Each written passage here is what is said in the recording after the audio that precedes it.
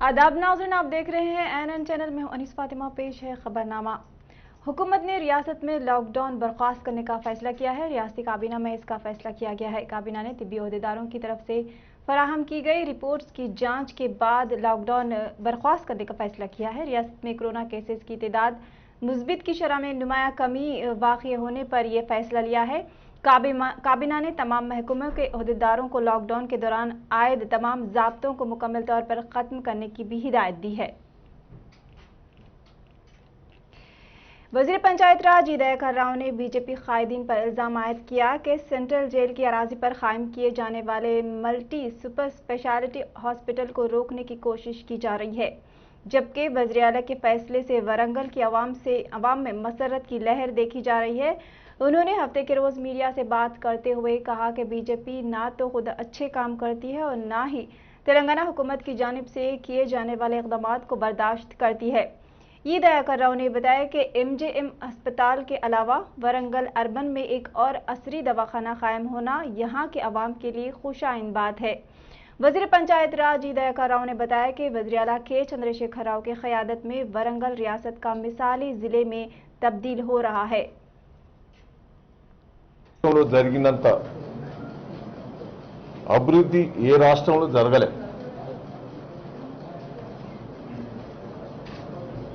సాగునీరు కానీ రైతాంగం విషయంలో కానీ అభివృద్ధిలోని ఏ రాష్ట్రంలో జరగని రీతిలో తెలంగాణ రాష్ట్రంలో జరిగింది. ఇది వాస్తవాలు.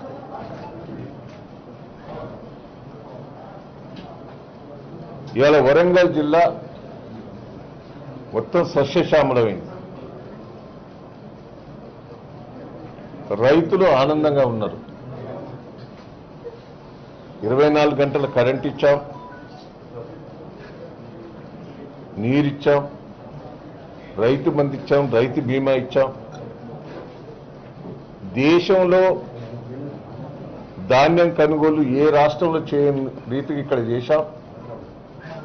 కేంద్రం ధాన్యం కొనే పరిస్థితి లేకున్నా కూడా తెలంగాణ రాష్ట్రంలో కేసీఆర్ గారు చొరవ చూపెట్టి రైతాంగానికి కరోనా పీరియడ్లో ఇన్ని ఇబ్బందులు వచ్చినా, లాక్డౌన్ వచ్చినా, లారీలు రైస్ మిల్లర్స్ సరిగ్గా సహకరించలేకున్నా కూడా రైతాంగా నుంచి ధాన్యం కొన్నాం.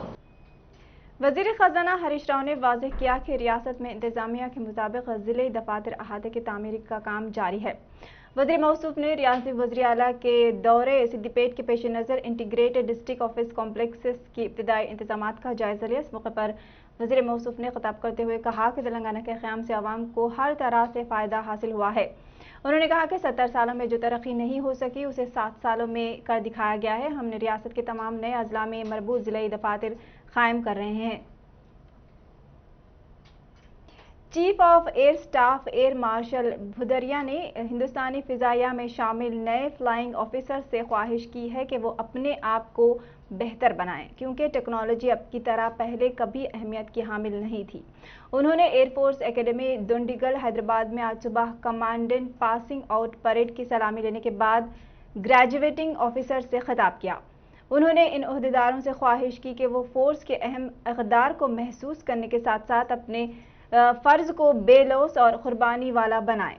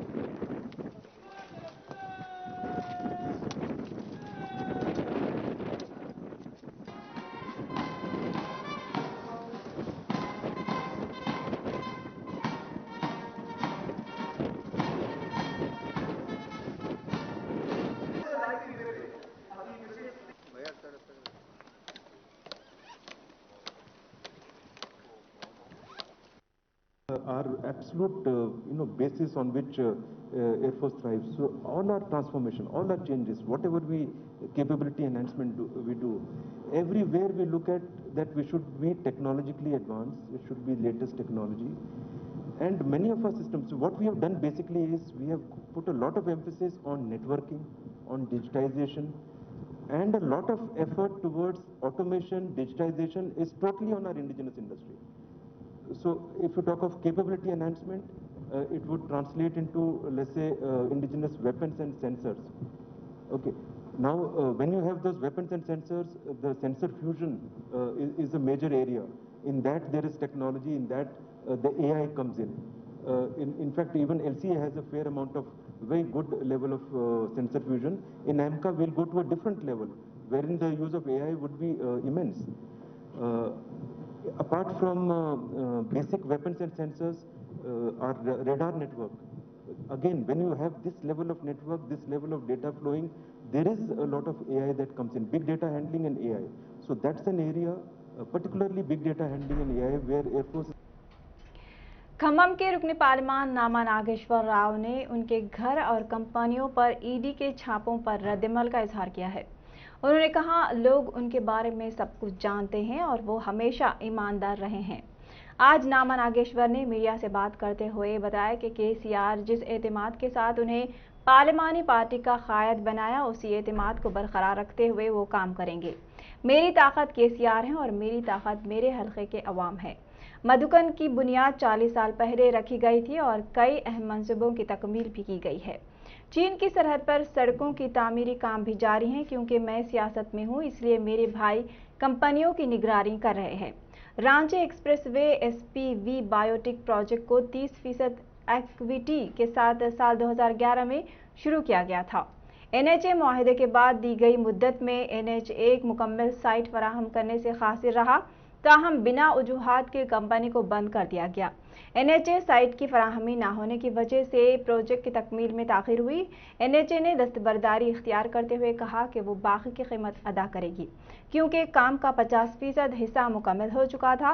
उन्होंने कहा कि उससे मुताल्लिक़ किसी ने भी शिकायत नहीं दर्ज कराई थी। उन्होंने कहा कि मुझे यकीन है कि सालसी ट्राइब्यूनल में ज़रूर उन्हें इंसाफ मिलेगा।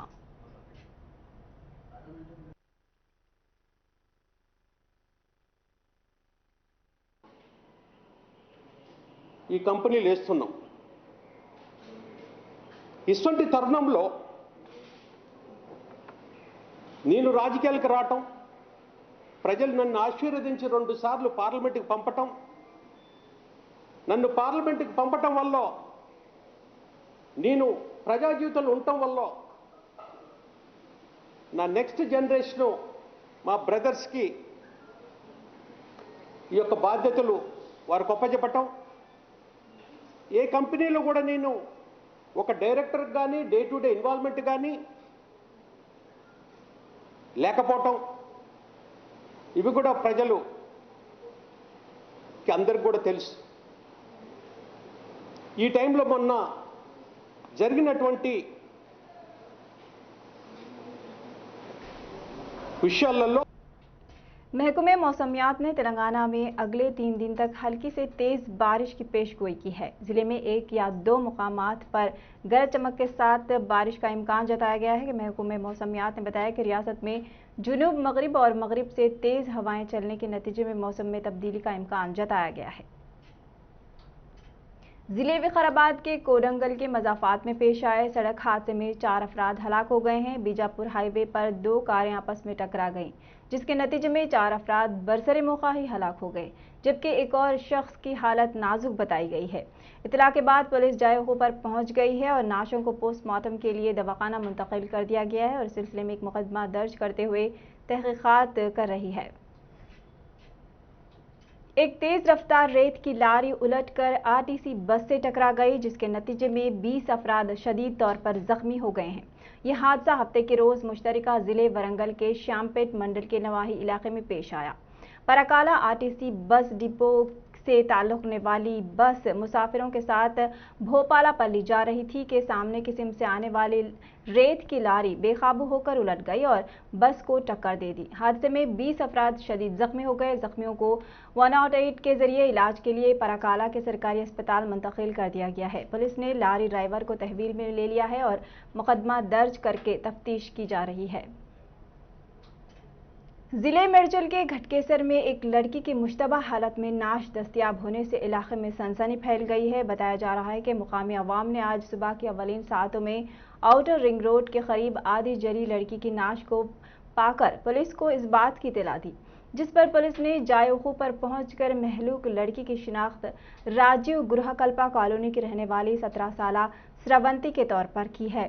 पुलिस का ख्याल है कि लड़की की नाश पर पेट्रोल डालकर आग लगा दी गई। पुलिस ने इस सिलसिले में एक मुकदमा दर्ज कर लिया है और तहकीकात कर रही है। बताया जाता है कि श्रवंती 10वीं जमात की तालिबा थी, जबकि उसके माँ बाप का कहना है कि श्रवंती से उनकी किसी बात पर बहस हुई थी, जिसके बाद वो आधी रात को घर से बाहर चली गई थी और आज सुबह उसकी नाश दस्तयाब हुई है।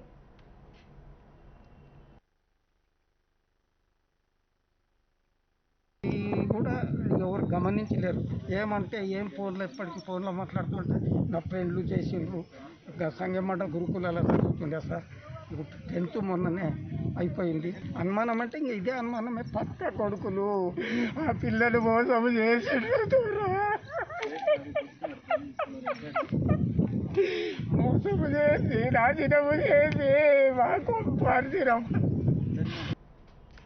पुलिस की जानिब से मुबैना तौर पर मारपीट के नतीजे में खातून की जेल में मौत हो गई है, जबकि 2 दीगर अफराद शदीद जख्मी हो गए हैं। इस पूरे वाक़े के बावजूद पुलिस की अदम दस्तयाबी और वजाहत ना देने की वजह से कई शकूक व शुबहात सामने आ रहे हैं। पुलिस पर लॉकअप डेथ का इल्ज़ाम आयद किया गया है। ये वाक़या जुमे को ज़िले यादाद्री भुवनगिर के अडगुडूरू पुलिस स्टेशन में पेश आया। तफसीलात के मुताबिक गोविंदापुरम मंडल में रहने वाले पादरी बालाशूरी के घर से 2 लाख रुपए की चोरी का वाकया पेश आया था। बालाशूरी ने नौकरानी पर शुबा करते हुए पुलिस स्टेशन में इस बात की शिकायत दर्ज करवाई थी, जिस पर पुलिस ने नौकरानी मरियम्मा के बेटे को इब्तिदाई तौर पर गिरफ्तार किया।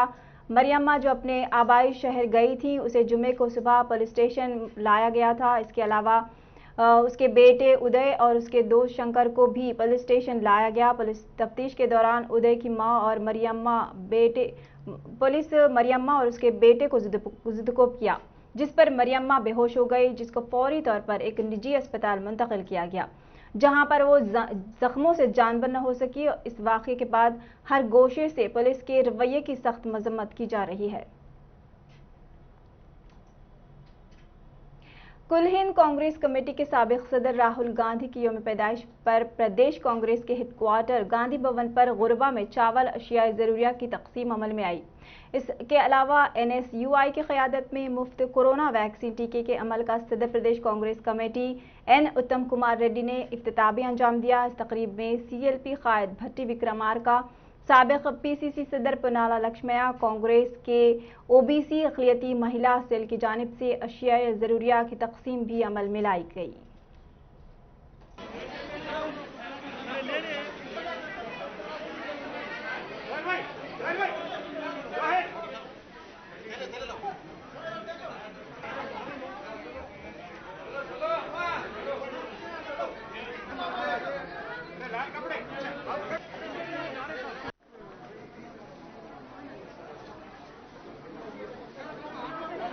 ఫ్యాన్ మీద కెమెరా పడుతుంది చూసి. అరే ఇది ఎవరిదండి? అన్న కేశవ్ అన్న కొంచెం మొంగ ప్లీజ్.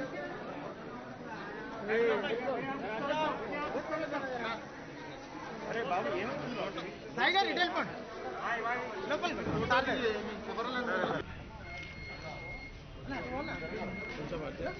డాక్టర్ ఎన్కల్ చట్ల